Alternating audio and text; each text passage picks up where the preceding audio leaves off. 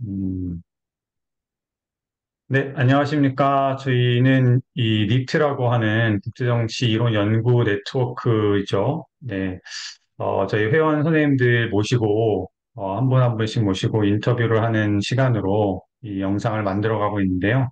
오늘은 인하대학교에 계시는 정지환 교수님을 모시고, 인터뷰를 진행을 하도록 하겠습니다. 지금 나와 계신데 일단 감사드리고요. 네. 간단하게 자기소개를 먼저 해주시면 감사하겠습니다. 네, 저는 지금 윤용수 교수님이 소개한 대로 정재환이라고 하고요. 현재 인하대학교 정치외교학과에 근무하고 있고, 전공은 이제 국제정치인데, 그중에서도 이제 국제정치경제 음, 분본을 연구하고 있고 또 가르치고 있고요. 또 국제정치경제 음, 중에서도 제가 지금까지 해왔던 가장 관심 있게 다뤘던 분야는 국제통화금융에 관한, 음, 특히 금융위기 원인에 대해서는 아니지만 금융위기가 발생된 효과, 특히 금융위기 이후에 국제적인 통화 체제라든지 아니면 국제 금융 규제의 변화에 좀 초점을 두고 공부를 해왔습니다. 예. 네, 감사합니다. 뭐, 지금 이렇게 인하대학교에서 뭐 강의도 하시고 또 연구도 오랫동안 해오셨는데, 국정치 관련해서, 특히나 국제정치 경제 관련해서, 이렇게 연구자를 직업으로서 갖기까지의 많은 과정이 있었을 텐데요. 그 과정 속에서 영향을 받았던 사건이나 혹은 뭐 경험, 개인적인 경험, 또 개인적인 영향을 받았던 사람에 대한 소개도 좋고요. 그런 경험들이나 사건들을 같이 공유해 주시면 좋을 것 같아요. 네, 지난번에 이제 김용철 교수님 말씀하셨, 음, 확실히 솔직히 말씀드리면 제가 김용철 교수님이랑 저랑 이렇게 세대 차이가 나는지 몰랐어요. 그러니까 김정일 1987년 민주화가 굉장히 어, 중요한 사건이었다고 하면 맞아요. 저는 윤용수 교수님이랑 저랑 세대가 비슷할 텐데 동갑 근데 맞아요, 맞아요. 97년 금융위기가 사실은 한 맞아. 10년 고 저한테 엄청나게 큰 충격적인 사실은 사건이고 음, 사실 제가 국제정치 경제를 97년 금융위기 때에 딱 그걸 느껴서 나 국제정치 경제 음, 해야지 이렇게 하진 않았지만 돌이켜 보면 음, 그 사건이 쭉 살아오면서 영향을 미쳐서 국제정치 경제, 음, 국제통화금융 이쪽으로 했던 것 같아요. 왜냐면 제가 음, 그때의 일들 되게 정확하게 기억하고 있는데 그 당시에 음, 원래 이제 대학의 제3세계 정치론이라는 과목이 있는데 그 과목은 신유한 선생님이라고 원래 정치 인력 음, 하다가 그분이 안식년을 가져서 소호철 교수님이라고 이제 좀 막상 음, 정치 경제 하시는 분이 하셨는데 그때 이제 막 음, 라틴 아메리카 사례를 막 설명해 줬어요. 여기에 음, 이때 제가 어렸을 때니까 수업 열심히 들을 때 아니니까 한마디로 하면 얼마나 경제가 엉망진창인지. 그래서 경제가 엉망진창해서 IMF가 가가지고 그걸 뭐 관리를 하고 그래서 IMF 관리하면서 IMF 관리를 해서 어떻게 더 나빠졌는지 뭐 이런 정도의 얘기입니다. 그래서 제가 그걸 음, 97년 2학기 때 듣고 있었는데 버스 이름도 기억이 나고 술 먹고 그때 술 많이 먹을 때니까 그 당시 이제 마포에서 30번 버스를 타고 집을 가는데 진짜 라디오에서 우리나라가 뭐 IMF에 어쩌고저쩌고 그 얘기가 나오더라고요. 꿀김에 내가 수업 시간에 들었던 IMF는 아니겠지. 왜냐면 그때만 해도 제 생각에 라틴 아메리카에 비해서 한국은 비교할 수 없을 정도로 경제가 발전돼 있다고 느끼는 음, 약간 아무래도 그래도 뭐 다른 학생분들보다 지금 세대보다는처럼 뭐 선진국에 태어난 사람 이렇게 얘기할 수는 없겠지만 그래도 하면서 굉장히 경제가 성장했고 그 당시에 뭐 삼성이나 이런 기업들이 해외 진출했고 글로벌 기업이 됐고 이랬으니까 아침에 일어나니까 그 IMF더라고요. 음, 음, 사실은 그 사건은 굉장히 큰 영향을 준 것 같아요. 아, 이게 내가 생각했던 세상이 이렇게 그냥 뭔가, 뭔가 내가 생각했던 세상이 아니었구나, 이런 느낌을 제가 받, 근데 그때 당시에는 제가 느끼기에는 약간 도메스틱 팩터, 지금으로 보면, 거기, 음, 음, 많이 그렇게 얘기했으니까, 뭐, 기업들이 이제 재벌 기업들이 뭐 문어발전을 해가지고, 음, 그다음에 뭐 우리나라가 과거부터 약간의 재벌과 정부 간의 정경유착이 진짜, 심 은행들을 통제해서 은행들이 막 돈을 함부로 빌려줘서 기업들한테 함부로 사용하고 막 이런 식으로 음, 이런 뉴스에서도 많이 얘기했었고 저도 사실은 그렇게 음, 생각했었습니다. 근데 그렇게 생각하는 사고를 좀 깬 게 지금 생각하면 제가 뭐 유학 생활에 많이 배우고 한 것도 있지만 그 통로로 연결해 주신 분은 이번 올해 뭐 2년 전에 작고하신 유석준 교수님이신 것 음, 분이 저를 이제 다른 식의 시각으로 이 문제를 바라볼 수 있게 해주는 통로로 사실은 기능을 해주셨고 특히 여러 음, 가지 길을 열어줬지만 그중에서 저는 이제 대학원 들어가서 유석준 선생님이 칼 폴라니의 그레이트 트랜스포메이션 음, 을 이제 같이 세미나를 했을 때 그때만 해도 칼 폴라니가 그렇게 저는 들어본 적이 없는 사람이었거든요. 음. 지금 훨씬 더 유명한 것 같아요. 칼 폴라니. 맞아요, 맞아요. 훨씬 유명해진 것 같고. 그래서 그게 이제 19세기를 다루는 거지만, 거기에 보면 이제 첫 번째로 제가 들은 건 이 근본이제라고 하는, 금융 음, 통화 체제가 음, 각국의 영향, 이런 것들이 나오거든요. 음, 그걸 보면서 제가 다시 한번 생각해보게 된 건, 우리 97년 위기도 과연 도메스틱 팩터 때문이었을까 음, 하게 됐어요. 음, 뭔가 그 당시에도 우리가 제가 어설프지만 뭐 글로벌라이제이션이라든지 특히 금융 음, 이런 현상들이 있었기 때문에 이런 맥락에서 벌어진 일은 아닐까라는 음, 생각고 그다음에 또 그 책은 그것뿐만 아니라 뭐 인간의 존재론적 특성이 무엇인지 그다음에 음, 인간의 관계라는 거, 그리고 국가의 역할이 국제관계 음, 어떻게 국내 정치랑 상호작용하는지 굉장히 복잡다단한 그리고 마지막에 가 음, 우리한테 있어서 도대체 자유라는 의미는 뭔지 굉장히 철학적인 음, 책이라서 사실은 그 책에 영향을 많이 받았고 그거는 사실은 제가 그걸 가지고 어떤 특정한 아, 세상을 바라보는 상을 그렸다 이렇게 얘기할 수는 없어요. 그 책을 가지고 제가 문제의식을 갖게 된 것 같아요.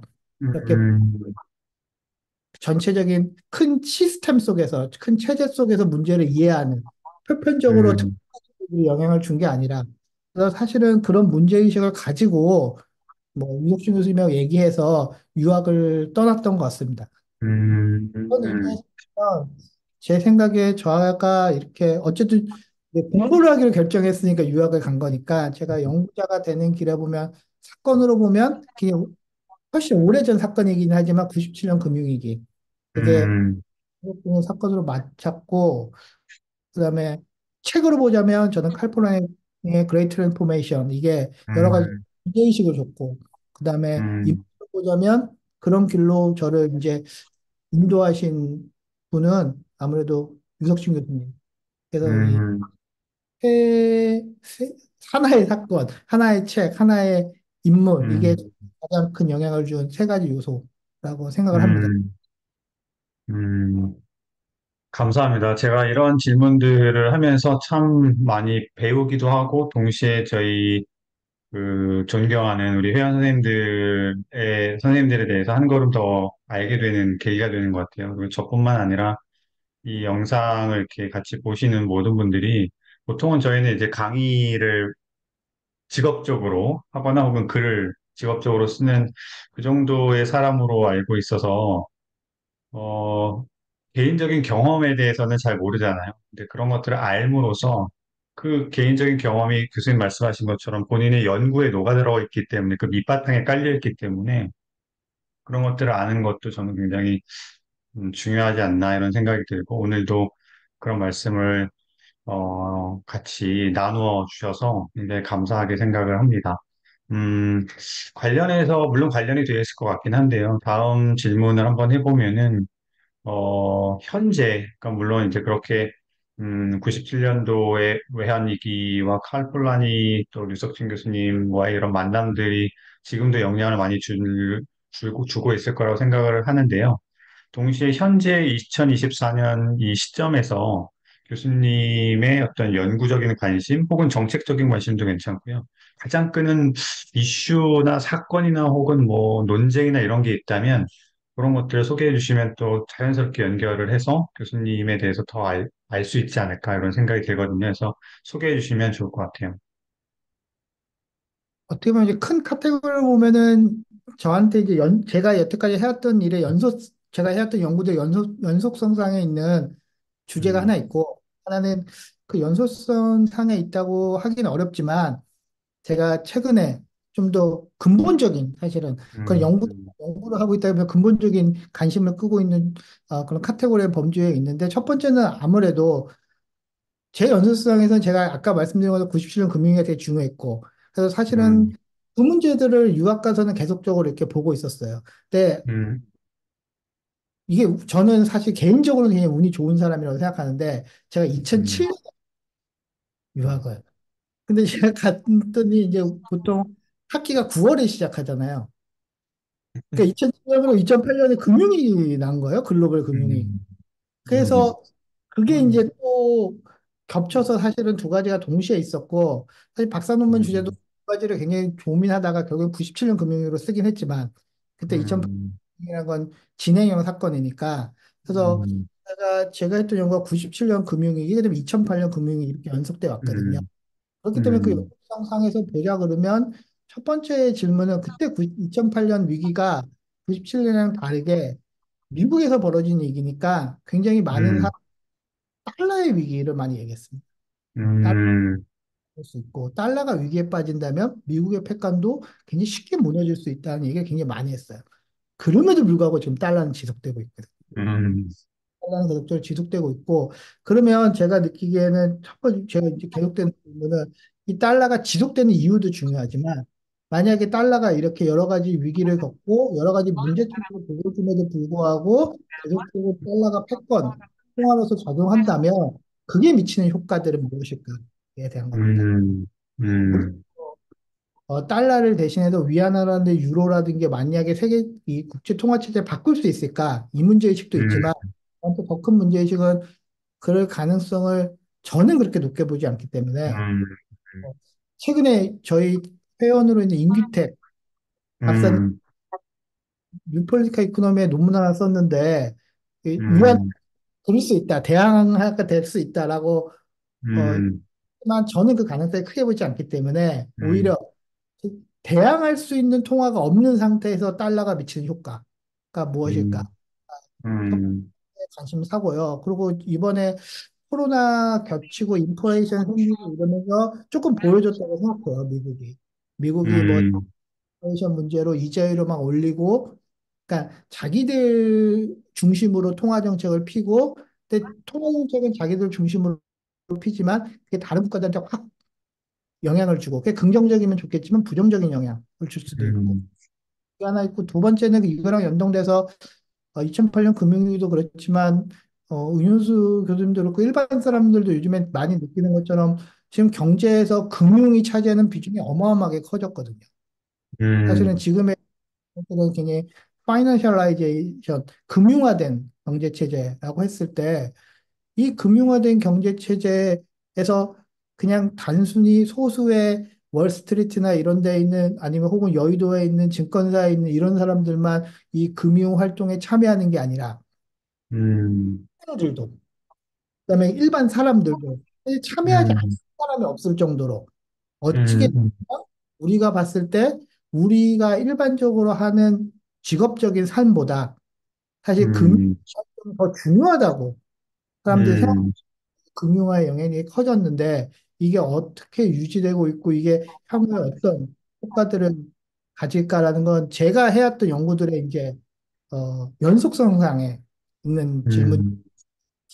그리고 또 하나는 이거는 이슈 중심으로 하면 제가 너무 많이 계속 얘기해도 되네. 관심사가 요즘에 좀 있는데 그 다음에 하나는 이제 좀 저희가 이제 저랑 세대가 비슷해서 저희 세대가 제일 많이 들었던 얘기 중에 하나는 또 우리나라에서 세계화라고 많이 불렀고 지구화 그것도 개념이거든요. 그래서 그게 뭐 제가 학때 학부 때 읽었던 책 중에서 뭐 세계화의 덫 이런 것도 있었고 뭐 올리브와 넥서스 올리브 나무와 넥서스인가? 그래서 그런 책 세계화에 대한 찬반 논쟁 그래서 경제적으로 세계가 얼마나 확산되고 경제적 교류라는 게 국가 간의 장벽을 없애고 그게 어떤 효과를 낼까 이런 질문들을 굉장히 많이 해왔고 그게 왜 벌어졌으며 효과가 무엇이며 이런 얘기를 많이 했는데 최근에는 사실은 이슈는 완전히 이코노믹 세큐리티라고 하는 경제 안보의 영역으로 넘어가 버렸거든요. 그 경제 안보로 음, 넘어가서 이게 모든 이슈들이 다 세큐리타이제이션 되고 있습니다. 우리가 음, 느끼기엔 저희 초반에 발표하셨던 한양대 같이 근무하시는 윤성원 교수님 하셨던 연구가 지금 빛을 보지 않을까라고 생각하는 정도로 음, 음, 모든 기술이든 모든 것들이 다 스크라타이제이션 되고 있고 안보 음, 되고 있고 음, 안보적으로 재규정되고 있고 그랬을 때 음, 근본적으로 경제적 세계화의 시절에는 뭐 쉽게 얘기하면 우리가 절대적 이익을 중심으로 생각했거든요. 이게 우리나라 음, 안 되느냐. 근데 이것들이 안 버리면 다 상대적 이득. 이게 남들보다 이득이 더 많이 내고 혹은 상대방한테 손해를 끼치더라도 내가 손해를 보더라도 상대방한테 더 많은 손해를 끼치면 자기한테 이득인 경우가 되기 때문에 이런 전반적인 그 경제 안보라는 개념으로 모든 세계적인 이슈나 기술 문제나 이런 게 안보화되는 현상은 분명히 세계 경제 체제 뭐 그 통화 체제든 무역이든 생산 체제든 큰 영향을 줄 것이다. 라는 게 뭐 최근에 어떻게 보면 이 두 가지는 제 연구의 연속성에 이상에 있는 거고 이거는 사실 연구를 하고 있지는 않아요. 사실 관심 있게 그냥 지켜보고 있는데 근본적으로는 사실은 저는 근본적인 질문들도 있다고 생각해요. 근본적인 질문은 칼폴라니의 책에 보면 어떻게 되냐면 이제 우리가 왜 이런 자유시장 경제 차례라는 모델을 만들어냈는가라고 하면 산업혁명 이후에 기계라는 게 생산의 중심이고 기계제 문명이 등장한 거에 대한 우리의 제도적 대응이라고 얘기하거든요. 기계가 이제 기계가 생산의 중심이 되니까 기계를 어떻게 잘 운영해야 될 것인가. 거, 대응이 이제 자본주의 시장경제 체제였고 그에 대한 이제 자본주의 시장경제 체제에 대한 반발이 이제 사회의 자기보호 운동이라고 부르는 거죠. 그래서 우리가 경제적 세계화 시절에는 뭘 가지고 많이 논했냐면 이 칼폴라니의 개념으로 따지면 세계화라는 게 자본주의 시장 경제라는 게 완전히 세계화되는 거고 여기에 대해 사회 자기보호 운동이 일어나고 그 사회 자기보호 운동의 일종으로 이제 브렉시트라든지 트럼프라든지 이런 것도 그렇게 볼 수. 근데 그 앞선에 있었던 그럼 시장 경제를 왜 만들었냐고 했을 때 이제 기계적 생산체 등장이라고 하면 제가 볼 때 두 가지 생각 드는 게 하나는 기후 위기 문제예요. 뭐냐면 이게 기계적 문명이라는 건 분명히 에너지를 기반으로 해서 작동되는 거거든요. 근데 에너지를 가지고 작동시키는 이 문명 체제 자체를 사실 지금처럼 기후위기 문제가 정말 심각한 문제라고 사람들이 인식되고 한다고 한다면 이게 가속적으로 지속 가능하겠는가라는 가 있는 거죠. 그럼 거기서 대응이 달라져야 되지 않는가. 또 따라서 사회 시스템도 달라져야 되지 않는가. 지금까지 그 기계제 문명을 계속적으로 어떻게 하면 잘 유지하고 발전시킬까를 했다면 그게 하나 있고 두 번째는 이것도 기술적인 문제지만 저는 근본적인 문제라고 생각하는 게 왜 산업혁명도 사회 조직의 근본적인 변화를 가져왔으니까 AI 문제입니다. 저는 기계제 생산 체제가 어, 인간의 육체 노동을 대체했다고 생각하거든요. 일정 정도. 그러니까 완전히 대체했다는 의미가 아니라 인간의 육체 노동이라는 게 일정 정도 기계에 종속된 형태를 보여준 거죠. 그래서 그런 인간의 육체 노동이라는 게 기계에 종속되다 보니까 우리가 과거에 얘기했던 장인 이런 것들은 사라져 버린 거고 그리고 그런 현상들을 보여준 게 이제 찰리 채플린의 모던 타임즈 보면 잘 나타나 있는지. 근데 거기에 대한 하나의 인간의 실존적인 대응으로 저는 제일 중요했던 사람은 결론적으로 데카르트라고 생각해요. 데카르트가 나는 생각한다, 고로 존재한다, 고기투 에르그숨이라고 함으로써 인간을 정신적인 존재로 규정해 버렸거든요. 그러니까 기계가 육체를 대신할 수 있지만 정신은 대신할 수 없다. 그래서 우리가 판단하고 컨트롤하고 하는 역할들을 인간이 부여받은 거죠. 그리고 그 역할이 중요해졌고. 근데 AI가 등장하면 이 판단 능력도 훨씬 더 기계에 이제 대신하는 게 아니라 우리가 기계에 의존하게 된다는 거예요. 의존해서 판단하게 우리가 육체 노동이 기계에 의존해서 육체 노동을 하는 것처럼 종속되는 것처럼 그랬을 때 이거 음, 우리가 산업혁명이 일으킨 것처럼 이 기후위기와 AI 등장이라는 게 근본적인 변화를 일으키고 음, 단순히 기술적이거나 테크니컬한 문제가 아니라 거기에 맞게끔 사회 조직이 다 재편되지 음, 않으면 엄청난 혼란이 생기든지 오늘 혹은 그걸 음, 재편한다고 해서 하더라도 재편 과정에서 엄청난 혼란이 근본적으로 음, 라는 게 요즘에 좀 제가 생각하는 제 나름대로는 음, 펀더멘탈이라고 좀 음, 음. 뭐, 비록 그 부분에 대해서 본격적으로 그 연구를 하고 계시진 않는다고 하셨지만, 앞으로 해주시면 좋겠다.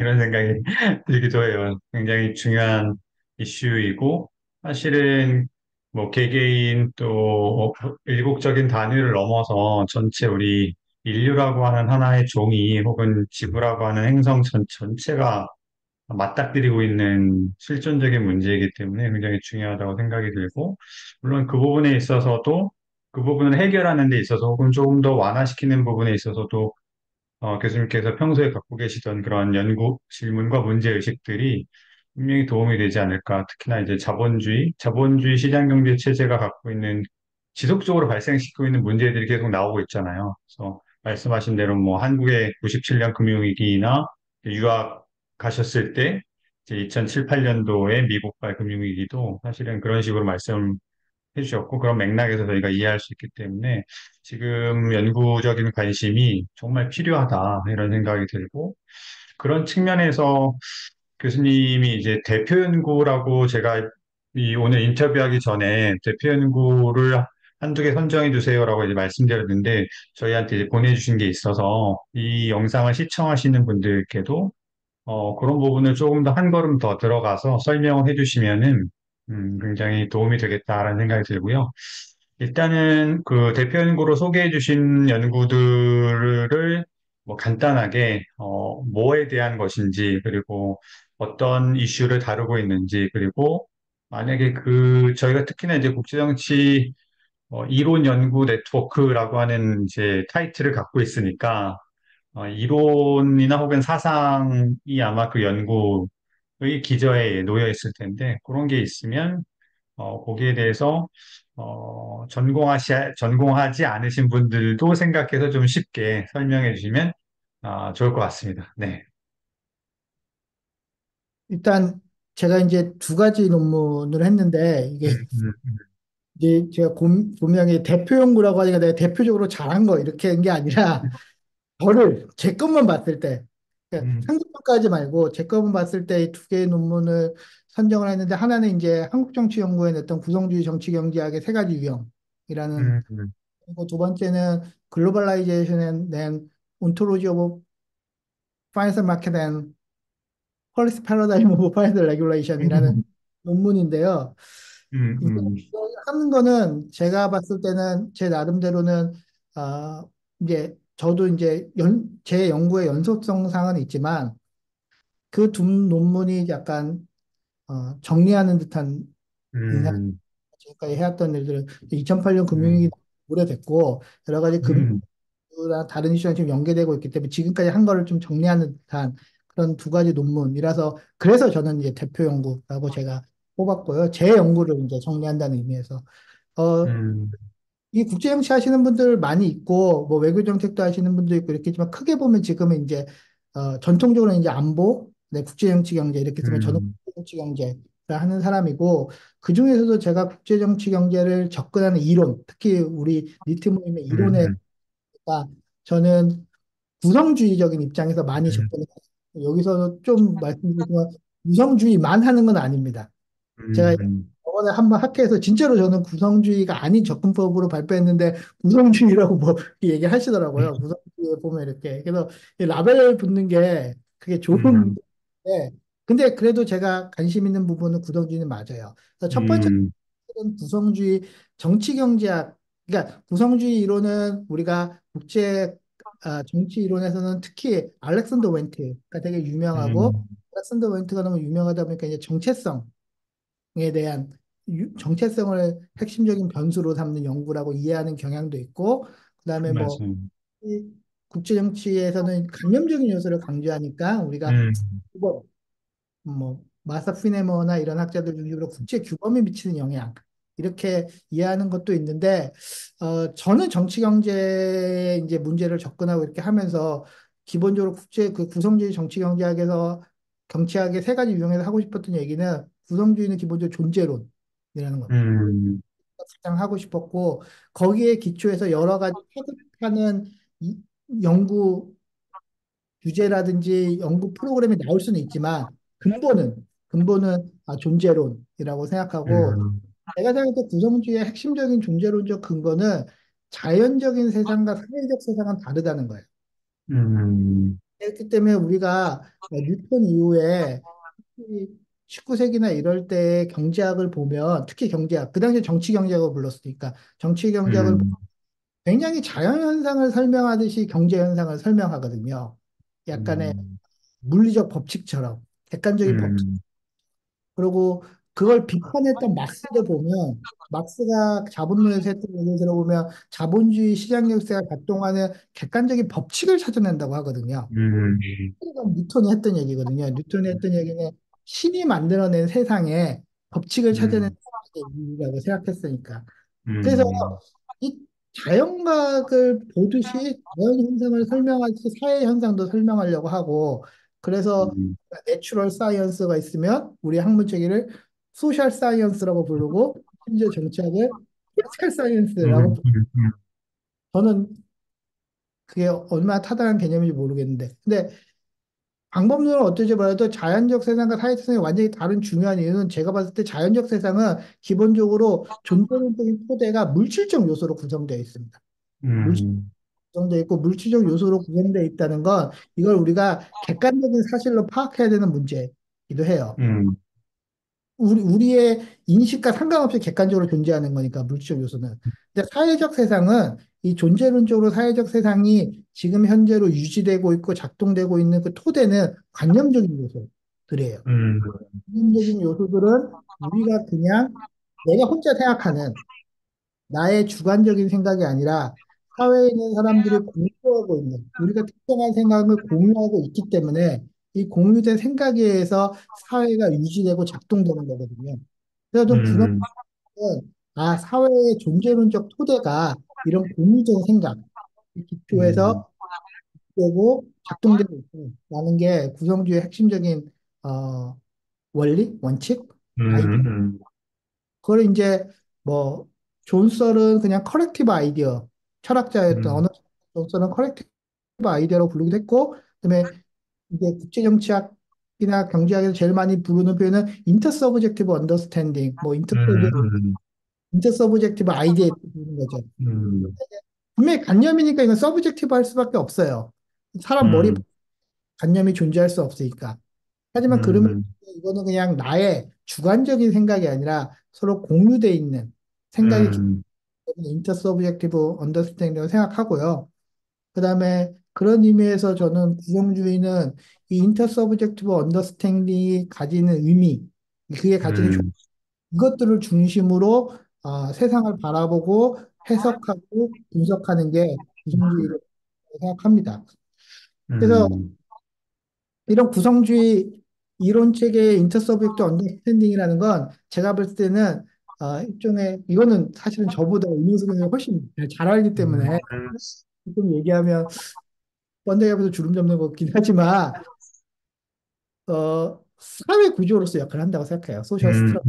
이거는 이제 뭐 그냥 단순하게 외부에 존재하는 건 아니지만 외부에 존재하는 건 우리가 존재론적으로는 우리가 앤서니 기든슨이 얘기하는 것처럼 존재론적으로 디스팅스 엔티티 약간 구별되는 라고 볼 수 있다고 생각해요. 이거 왜냐하면 이걸 역사적인 관점으로 보면 특정한 그러니까 이 인터서브젝트 언더스탠딩 상호 공유하고 있는 생각이라는 거 우리가 다 그 생각을 갖고 있기 때문에 존재하는 거죠.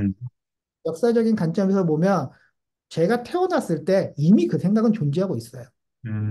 그 생각을 안고 있지 않더라도. 그러니까 개별적인 사람들은 역사적으로 이 사회적인 관념 체계라는 게 먼저 존재합니다. 그리고 생각을 내면을 하는 거죠. 자기가 음, 특정했다기보다는. 그래서 특정한 시점을 놓고 보면, 특정한 시점을 잘라서 얘기하면, 그거는 구조로서 저한테 존재하는 음, 거예요. 저는 구별된 구조로서. 그래서 그 음, 구조가, 각각의 회계자들은 그걸 내면화해서 그 속에서, 그 사회적인 관념 체제가 존재하는 속에서 우리가, 뭐야, 사회적 행동을 하는 거죠. 예를 들면, 음, 우리가 하는 정치 경제학을 하니까 우리가 하는 중요한 경제적 활동은 사실은 물질적 재화를 소비하기 위해서 우리는 판매와 구매 얘기를 하거든요. 자본주의. 음, 음, 판매와 구매를 하지 않고 우리가 소비하는 건 하나도 없습니다. 재화를 소비하는 게. 음, 그래서 판매와 구매를 하기 위해서 우리는 화폐를 매개로 해요. 음, 돈을 내고 물건을 사고 그걸 소비하는 거죠. 오늘도 제가 음, 몰라요. 신용카드로 했지만. 음, 근데 이게 이런 행위가 가능한 건 많은 사람들이 이 생각을 다 공유하고 있기 때문에 그래요. 화폐를 매개로 해서 우리는 어떤 재화를 교환한다. 그래서 판매와 구매를 한다는 얘기를 나만 갖고 있는 생각이 아니라 모든 사람이 다 그 생각을 갖고 있기 때문에 그렇습니다. 그리고 그 생각이 음, 시작된 건 내가 그렇게 생각하고 윤영수 교수님이 그렇게 생각하고 여기 듣는 분들이 다 생각해서 자, 우리 앞으로 이렇게 생각하기로 하자라고 합의한 게 아니라 음, 이미 저희들 앞에 음, 그 생각은 이미 존재해 있었기 때문에 저희가 그걸 그냥 그 속에서 받아들인 거예요. 그렇죠? 거였기 때문에 그 속에서 그냥 활동을 한 거죠. 그런 의미에서 그런 생각들이 없었으면, 그런 공유된 생각이 없었으면, 판매와 구매라고 행위를 통한 우리의 경제적 교류 활동 자체가 없었을 거다. 또 반대로 보면, 우리 역사적으로 쭉 달라보면 맨날 이런 생각이 있었던 건 아니기 때문에 그 생각이 바뀌면 우리의 활동도 당연히 바뀔 거다.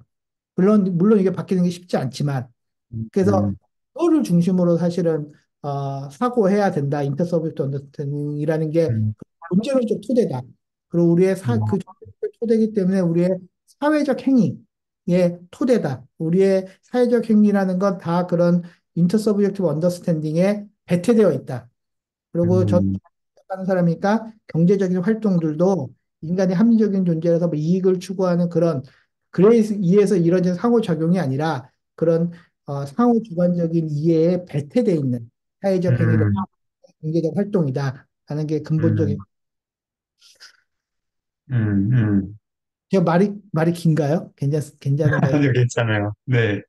근데 이렇게 하면 이게 뭐가 있냐면 약간 이게 리서치 프로그램 만들기 어려워요.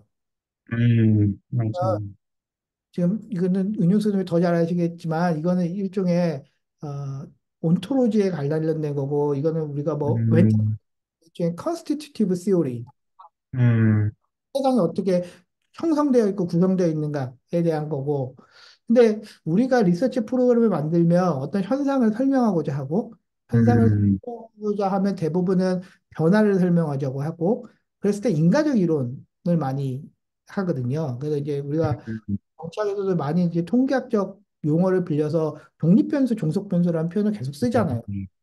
A가 변하면 B가 변한다. 그래서 변하는 건 A가 변했기 때문이다. 이런 식의 관점으로 문제를 바라보고 그렇게 이제 인과적 이론 체계를 만들다 보니까 이렇게 존재론적인 설명은 사실은 세상이 어떻게 이렇게 유지되고 형성되어 있는가에 대한 설명이지 이런 어떤 현상이 변화하는 거에 대한 인과적인 특히 음, 무슨 알겠지만 이게 존재론적 토대라고 하면 존재론적 토대가 쉽게 변하면 사실 사회는 음, 엉망진창 사회가 음, 스테빌리티가 있다는 것 자체가 말이 안 되는 거거든요.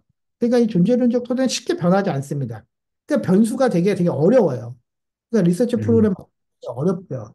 그래서 음, 것들을 조금 중범위로 내리면 제가 봤을 음, 때 패러다임이라든지 규모미라든지 이런 좀 존재론적 토대의 그 밑에 있는 아이디어 셋들이 나올 거고 사실은 우리가 음, 인간으로서 구성주의 정치 경제 여기에 초점을 많이 두고 있죠. 그래서 이제 국제 정치학 특히 안보나 이쪽을 중심으로 하시는 분들이 국제 규범이라고 하는 아이디어 셋 음, 많이 음, 초점이야.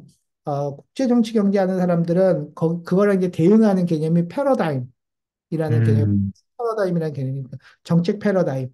그래서 이제 음, 어떤 특정한 방식으로 금융 규제를 한다든지 아니면 경제 음, 이제 하는 건 특정한 사람들의 이익과 이해관계가 반영된 상호작용의 결과일 수도 있겠지만 보다 근본적으로는 특정한 폴리스 패러다임, 정책 패러다임에 음, 없는 거죠.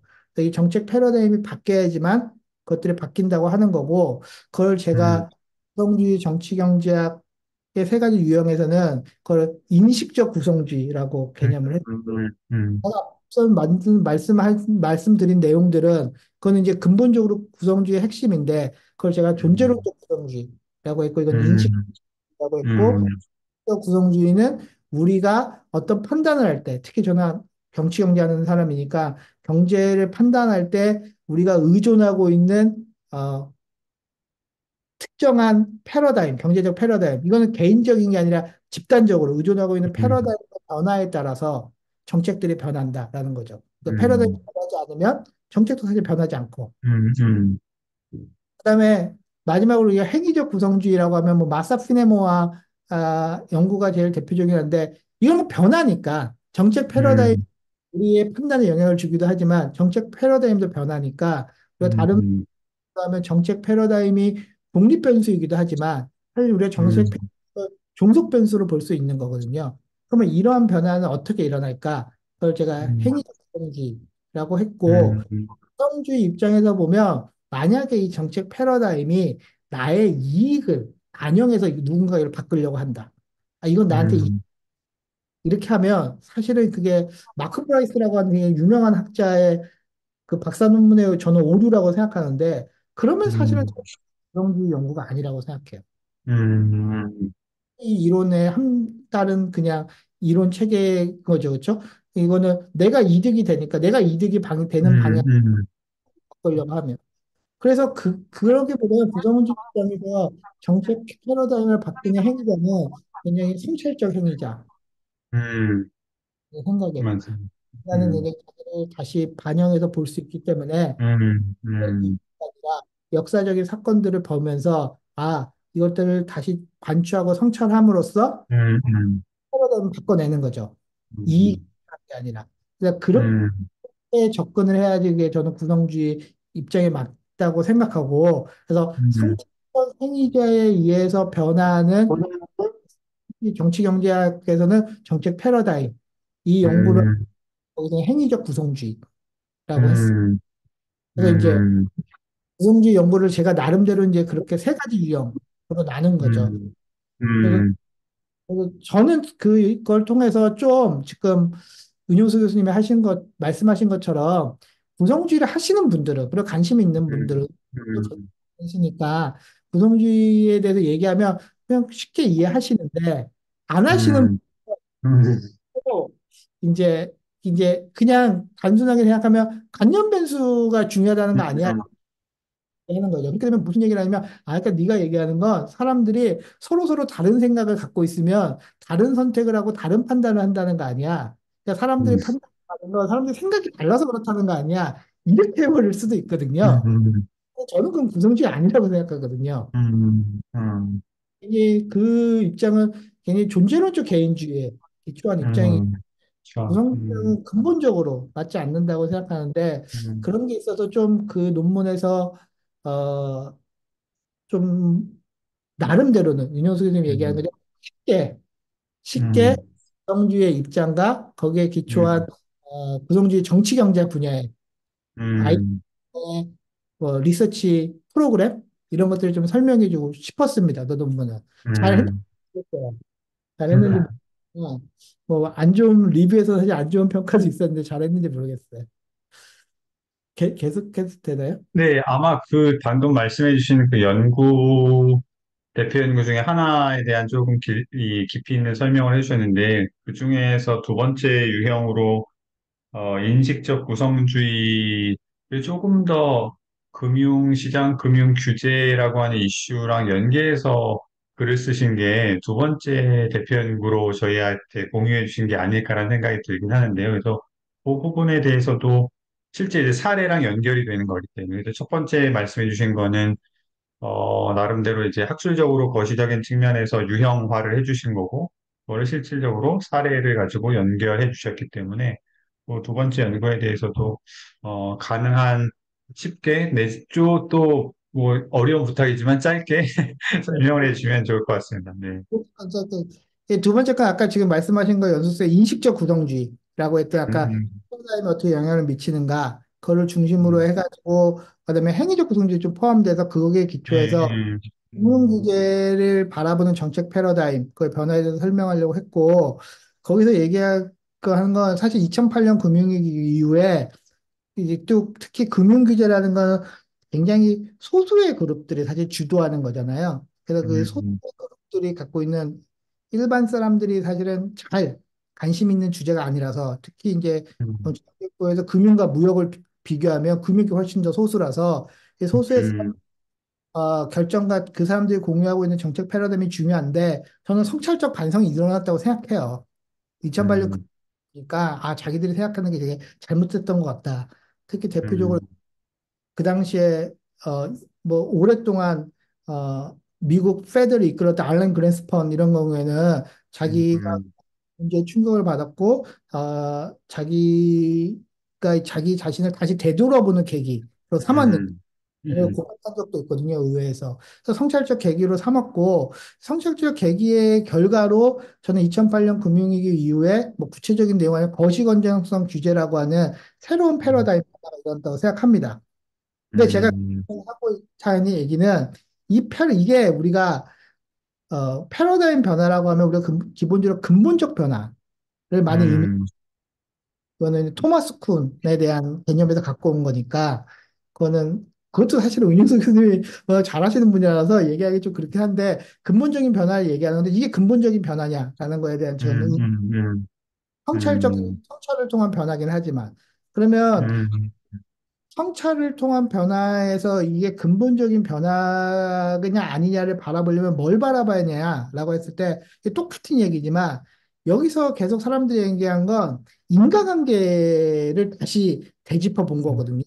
어떻게 하면 우리가 인과관계를 잘못 본 것 같아. 이게 그 위기 안정성을 일으키는 원인이라고 생각했는데 이 원인이 아닌 것 같아. 그리고 이런 요소를 붙인 것 같아. 그런 인과관계를 문제를 바라봤는데 사실은 제가 아까 말씀드린 것이 인과관계 이전에 사실은 존재론이라는 게 존재하거든요.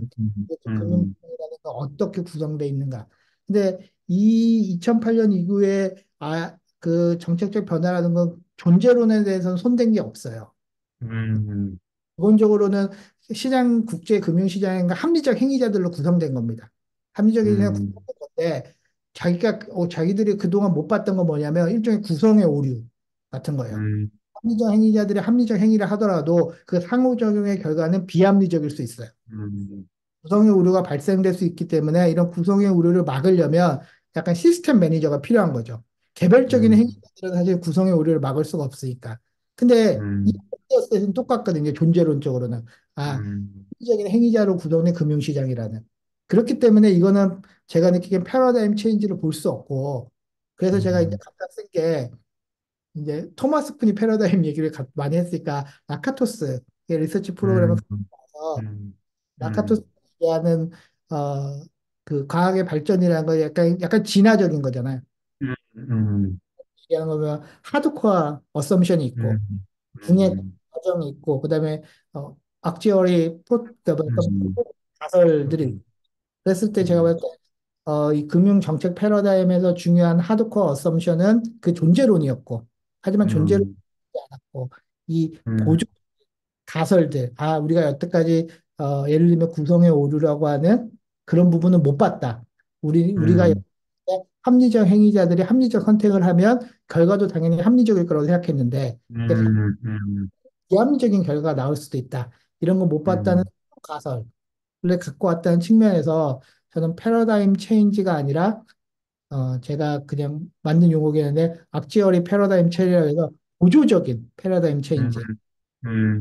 하드코어 어썸션은 내버려 두고 보조 가설만 추가 이렇게 그 논문에서 이야기를 했고 그다음에 이 성주의로 얘기를 하면 왜 그랬을까? 왜 이렇게 근본적인 성찰은 했지만 근본적으로는 못했을까라고 얘기하면 제가 이 말씀드린 대로 이 금융시장은 너무 소수의 행위자들에서 움직여요. 그래서 굉장히 크런 모델입니다. 크런 모델이 움직이고 이 크런 모델이라는 거 여러분 알겠지만 어, 학계도 약간 그런 게 있지만 뭐 학위가 있는 사람만 뭘 할 수 있고 이렇게 보면 이게 너무 이 공유된 세계관에서 벗어나는 얘기는 받아들일 수가 없어요. 음, 그렇기 때문에 근본적인 성찰, 자기들이 제가 생각했을 땐 하드코어 어썸션이라고 생각하는 존재론까지 건드리면서 이야기를 진행하면 사실은 자기의 과거의 모든 얘기들을 부정하는 거기 때문에 이건 일정 정도의 자기들도 어쩔 수 없이 성찰을 하더라도 경로 의존적 성찰을 못 하기 음, 때문에 이 똑같은 사람들이 음, 성찰한 거거든요. 그렇기 때문에 그 한계에 머물러 있었기 때문에 그렇게 됐다. 그래서 음, 여기서는 이제 제가 얘기하면 어 그래서 이제 결과론적으로 생각해 보면 저는 어 이번에 2008년 위기가 분명히 성찰적인 의미가 있고 또 새로운 제도들 음, 냈지만 향후에 추가적인 금융위기를 막지 못할 거다라는 겁니다. 예, 음, 금융시장에 근본적인 문제가 있는데 그 근본적인 음, 건드리지 않고 이거는 음, 이 행위자들 자체가 합리적 행위자로 구성되어 있는 시장이 아닌데 그렇게 음, 가지고 규제들이나 이런 정책들이 나오기 때문에 또 다른 위기를 나올 가능성이 높다라는 음. 또 어떻게 하다 보니까 제 연구는 두 가지 다 굉장히 존재론에 대한 네. 처럼 사실은 돼버렸습니다. 네.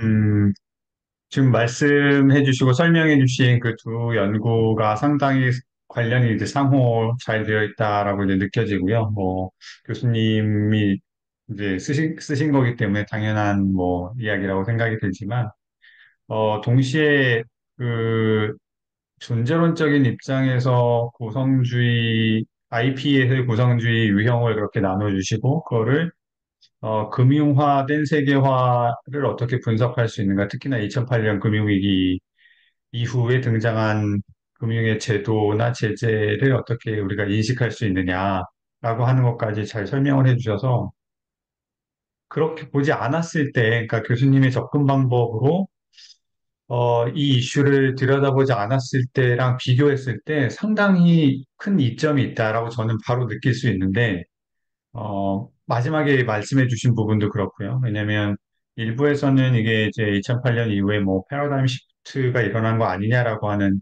인식 하에서 접근을 하게 되면 사실은 그게 아닌데 실질적으로 보면 인식적, 행위자적 측면에서는 성찰이 일어났지만 패러다임 시프트라고 보기에는 어려운 인식과 존재 측면에서 보면 그랬을 땐 또 다른 문제가 양상될 수 있다. 그렇기 때문에 이제 교수님의 접근법으로 봤을 때 우리가 충분히 얻을 수 있는 여러 가지 이득들이 정책적으로도 그렇고요. 있다고 이제 바로 저는 이해할 수가 있고 아마 시청자분들도 그럴 텐데 그럼에도 불구하고 한두 개 더 강조해 주실 수 있는 부분이 있다면 교수님의 연구가 이런 측면에서 조금 컨트리뷰션이 더 될 수 있다를 말씀해 주시면은 더 좋을 것 같아요.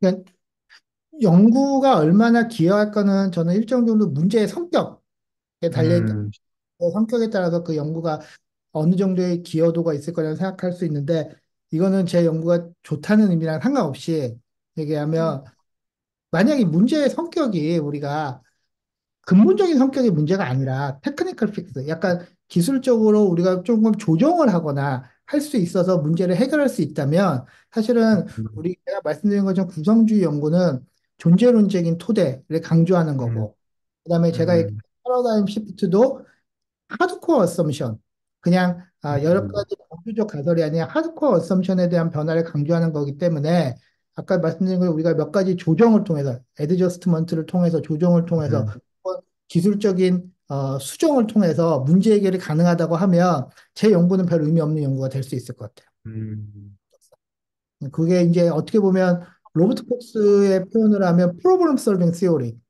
음, 구- 근본적인 틀은 바꾸지 않고 거기서 생겨나는 몇 가지 문제들을 해결하는데 도움이 되냐? 그러면 제 거는 하나도 도움이 안 될 것 같아요. 정 음, 처방을 내봐라 이렇게 했을 때. 근데 그게 아니라 지금 우리가 갖고 있는 문제가 근본적인 문제다. 우리의 음, 근본적인 가정이 잘못됐고 그다음에 우리 사회를 지금 구성하고 있는 근본적인 토대가 위기가 날 수 있고 그래서 제가 아까 음, 말씀드렸을 때 기후 위기 문제나 AI 문제 이런 데 관심 또 이건 사실 근본적인 우리의 토대를 건드리는 그렇죠. 문제라는 거거든요. 그래서 음, 금융시장도 현재 그런 상태에 있다고 생각해요, 저는. 왜냐면 음, 80년대 라틴 아메리카, 90년대 동아시아, 그다음에 2008년에 글로벌 금융위기 이렇게 저는 한 번도 안정적인 적을 본 적이 없는 것 같아요. 코로나 음, 터지면서 엄청난 버블이 생겼고 또 예. 음, 이게 뭐 인플레이션 문제로 여러 가지 한 번도 안정적인 적이 맞아요. 없기 때문에 음, 계속 우리가 어떻게 계속적인 조정, 그다음에 테크니컬 픽스 이런 음, 것만으로 계속적으로 음, 이거를 어떻게 우리가 매니지 스루라고 하는 방식으로 이거를 해결해 나갈 수 있을까라는 생각이 들고 음, 또 하나는 이걸 우리가 계속적으로 어떻게 매니지 스루 하는 방식으로 이게 우리가 해결해 나가니까 금융시장은 점점점 비정상적으로 이렇게 거대해지고 그 우리의 음, 사이 거기에 완전 블랙홀처럼 지금 빨려 들어가고 있고 금융시장에 음, 이런 문제들이 있어서 이거를 이게 그냥 기술적인 문제가 아니라고 근본적인 문제라고 하면 물론 저한테도 그 해결책은 없죠. 없지만 음, 이걸 근본적이라고 문제라고 생각하면 우리가 봐야 될 지점이 어딘가. 음, 그다음에 성찰해야 되고 우리가 다시 한번 숙고해야 봐야 될 지점은 어딘가를 가리키는 데는 도움이 될 것 같아요. 어떤 음, 문제 해결은 아니지만. 근데 지금은 음, 우리가 너무 이걸 근본적인 문제라고 생각 안 하고 계속 하다 보니까 우리가 봐야 될 지점을 보고 있지 않는 건 아닌가. 음, 어, 제 연구에 요만큼이라도 기여도가 있으면 이런 지점들 우리가 볼 필요성이 이제는 생겼다. 음, 그냥 단순하게 조종과 기술적인 수정을 통해서 관리해 나가기엔 이게 너무 피해가 크거나 아니면 음, 이런 얘기는 좀 규범적인 얘기는 하지만 너무 잘못된 방향으로 이렇게 음, 너무 중심이 돼서 움직이는 방향으로 또 사람들의 음, 삶도 너무 가치관도 잘못된 방향으로 지금 경도돼서 나가는 게 아닌가라는 생각을 음, 음, 감사합니다. 공감을 많이 하고요. 그 교수님의 연구가 정말 도움이 많이 된다. 특히나 말씀해 주신 대로 문제를 바라보는 시각의 패러다임 전환이라고 뭐 표현할 수 있을 정도로 굉장히 도움이 되는 그런 부분에 있어서는 상당히 도움이 되고 또 사실 새로운 정책이나 대안을 소위 얘기해서 말씀하신 대로 프로블럼 솔빙을 위한 정책 대안을 마련하기 위해서도 문제를 새롭게 봐야 되잖아요. 또 문제를 다른 시각에서 봐야 되고 그런 부분이 선행돼야 되기 때문에 말씀해 주신 교수님의 연구들이 그 부분에 있어서 상당한 컨트리뷰션을 하고 있다라고 이제 생각이 들고요. 마지막으로 저희 뭐 이 영상 보는 분들 중에 학생들이 꽤나 많은 걸로 제가 알고 있는데 전에 듣기도 하고 그러는데 국제정치 조금 더 뭐 확장해서 보면 정치학 전반에서 학생들이 공부를 할 때 특히나 이제 저희가 역시나 이론을 조금 더 강조하는 그런 연구 모임이니까 그런 정치학이나 국제정치 혹은 IP에서 이론, 그런 연구에 도움이 될 만한 그런 문헌이 있으면 책이든 뭐 논문이든 한두 개 정도 소개해 주시는 걸로 마무리를 하면 좋을 것 같아요. 제가 이제 학생들 위주 학생들 음, 으로 이야기를 하고 그다음에 나머지 이제 저보다 전통적인 국제 정치가 아닌 국제 정치 하시는 분들 많기 때문에 국제 정치 한정돼서 이야기를 하면 음, 첫 번째 책은 벤자민 코엔이 2008년에 쓴 International Political Economy on Intellectual History라는 음, 워낙 유명한 학자기도 음, 하고 근데 이 책은 이제 보면 학파를 두 개로 나누거든요.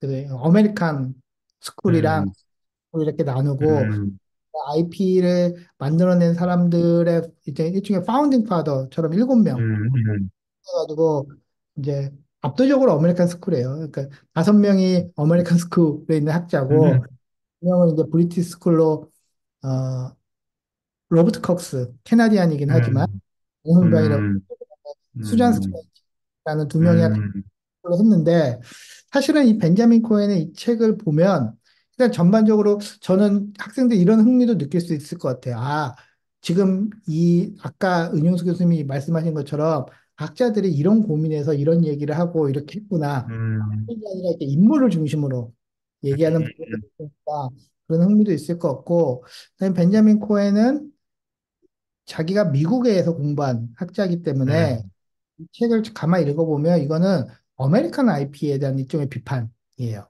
음, 아메리칸 아이스쿨에 대한 비판이고 그 어메리칸 스쿨을 비판하기 위해서 저는 브리티시 스쿨을 활용했다, 수단으로 활용했다라고 생각해요. 음, 우리나라 학계도 미국 중심으로 가니까 아까 말씀 음, 미국의 IP라는 게 너무 어, 프로블럼 solving 티오리를 중심으로 음, 있고 그다음에 방법론을 중심으로 음, 있고 이렇게 하다 보니 영국 학파들이 그래도 갖고 있는 영국 학파가 우리가 흔히 얘기해서 미국에서 비교해 비판할 때는 과학적 방법론이 결여된 음, 공부라고는 하지만 영국 학파들이 갖고 있는 문제 중심의 그것도 음, 가 아니라 이 여기서 벤자민 코hen 표현으로 하면 really big question이라고 하거든요. 음, 그런 문제를 음, 중심으로 한 영국 학파 브리티시 스쿨의 이야기를 갖고 와서 미국 학파들을 나름대로의 비판하고 좀 음, 개선시키려고 하는 저는 책이라고 생각. 음, 학생들 한번 봤으면 좋겠다는 생각이 들어요. 미국이 갖고 있는 장점이 있습니다. 미국 학교가 갖고 있는 되게 체계화된 음, 법률을 갖고 있고, 그다음에 체계화된 결과를 도출하고 하는 게 있다면, 영국 학파들은 굉장히 역사적인 관점이 강하다 보니까 음, 큰 변화들, 근본적인 질문들, 문제 중심의 그런 음, 가 있어서 그거를 첫 번째로 소개하고요.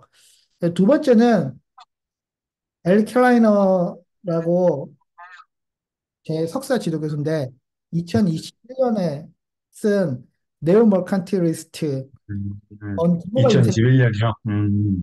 최근 책입니다. 그래도 네오 음, 머칸틸리스트 글로벌 인텔렉츄얼 스토리라는 책인데 제가 이 책 왜 소개하냐면 두 가지예요. 하나는 지금 우리가 경제 안보가 중요해지면서 굉장히 보호주의 경제적 지구화 시절에는 우리가 자유주의를 중심으로 음, 이가 영향을 많이 받았던 지금 보호주의가 영향을 많이 받기 때문에 음, 그런 예를 들면 이게 우리가 중상주의라고 오랫동안 불렀던 거잖아요. 음, 민주주의라고 부르기도 하고 그러한 역사적인 지적인 기원들을 하고 있기 때문에 현재의 문제를 이해하는 데 도움이 될 거다라는 음, 거고 두 번째는 사실은 이제 저도 은용수 교수님 하시는 거 보면서 반성도 많이 하는데 그렇게 연구를 못 하는데 뭐냐면 벤자민 코엔의 책을 보면 이게 아메리칸 IP, 브리티시 IP 이렇게 보면 엄청나게 서구 중심적인 사고방식 음, 그렇죠? 그리고 사실 저는 캐나다 사람들이 들으면 기분 나쁠 것 같기도 해요. 로우톡스는 캐나다 사람인데 브리티시 스쿨의 대표적인 학자를 해놓으면 뭐 캐나다나 영국이나 뭐 이렇게 취급하는 거. 그래서 이게 굉장히 서구 중심적인 사고인데 제가 거기에 뭐 특별히 연구를 하거나 이렇게 한 건 없지만 글로벌 IR 운영수님 음, 생각해 보면 이 엘리 클라인의 책은 그 신중상주의가 역사적인 기원을 찾을 때 사실 이 부제가 글로벌 인터랙처럴 히스토리 음, 사실은 벤자민 코엔에는 언 인터랙처럴 히스토리라고 되어 있지만 이거는 언 웨스턴 인터랙처럴 히스토리 혹은 앵글로 아메리칸 인터랙처럴 히스토리거든요. 여기에 비해서 음, 어, 뭐 우리가 잘 아는 리스트, 독일의 그런 음, 리스트부터 독일의 전통부터 아시아의 전통, 비서구권 음, 그런 중상주의적 아이디어들이 어떻게 스스로 독립적으로 음, 발전되었는가를 설명하는 책이라서 저는 굉장히 중요하다고 생각합니다. 제가 왜 되게 중요하다고 음, 생각하냐면 잘 알겠지만 이런 신중상주의적 모델이 동아시아에서 많이 활용됐던 모델이잖아요. 서구의 음, 이름은 까먹었는데 그 학자가 이 모델이 동아시아 모델이 등장한 다음에 일본의 모든 중고 서점을 다 뒤졌어요. 그래서 첫 음, 책이 뭐냐면 프리드리 리스트의 내셔널 시스템 오브 폴리티컬 이코노미 일본어 번역판이에요. 음, 찾아냈어요. 일부러 찾아냈어요. 찾아낸 다음에 그 다음에 한 얘기 뭐냐면 이럴 줄 알았어 이런 거예요. 어, 일본에 넘어가서 이렇게 해서 일본이 이런 모델을 어, 만든 거예요. 그리고 이제 그 재밌네. 리스트의 뭐 지적기는 미국이긴 하지만 음, 그러니까 음, 서구 중심주의적으로 하고 있는 거거든요. 근데 이제 헬라를 음, 보면 그렇지 않다. 이것들이 음, 각자의 동아시아에서도 자기 스스로의 문제를 해결하기 위해서 발전된 음, 겁니다라는 게 있습니다. 하나만 더 음, 제가 네. 하나만 더 하면 이거는 뭐 제가 좀 얘기하긴 그렇지만 손열 교수님이 연대 손열 교수님이 국제정치학회 회장에 있을 때 위기이후 한국의 선택이라는 책을 낸 적이 있어요. 음, 정치경제하는 학자들을 모아서 위기 이후 한국의 선택이라는 책을 했던 거는 2008년 금융위기 이후에 한국이 어떤 선택을 했었고 어떤 선택을 해야 되는지에 대한 책입니다.